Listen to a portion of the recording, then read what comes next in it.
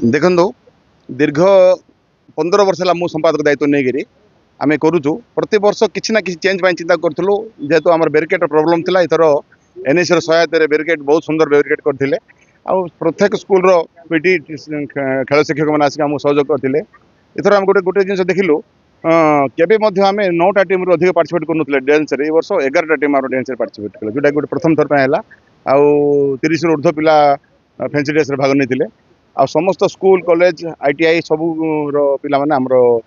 Parade रे भाग नहीं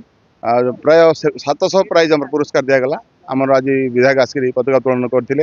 अनुष्ठान सभापति तहसीलदार संपूर्ण सहयोग करते सर्वोपरि बीडीओ ब्लॉक भाइस चेयरमैन समस्त आज सहयोग करते सुंदर कार्यक्रम होता आउ समस्त 7827 जो छात्र स्टूडेंट्स अच्छा समस्त छात्र आज उपस्थित होकर बहुत सुंदर कार्यक्रम होता चेष्टा करूँ प्रति वर्ष किसी ना किसी बदलवाई ए वर्ष करूँ किंतु हठात खरा बढ़ीगला पिला हैरान हो गले आसंता वर्ष को आम आहरी सुंदर करूँ।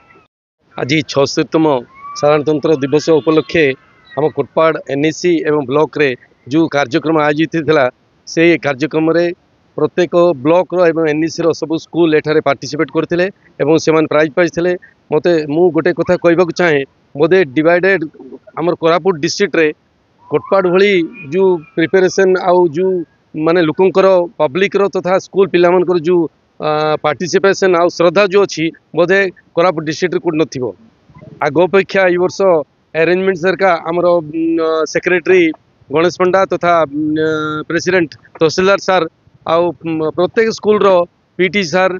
पीटी मास्टर माने एवं स्कूल रो शिक्षक शिक्षयित्री एवं छात्र छात्री मैंने भी कोऑपरेट करके जो अरेंजमेंट्स में जो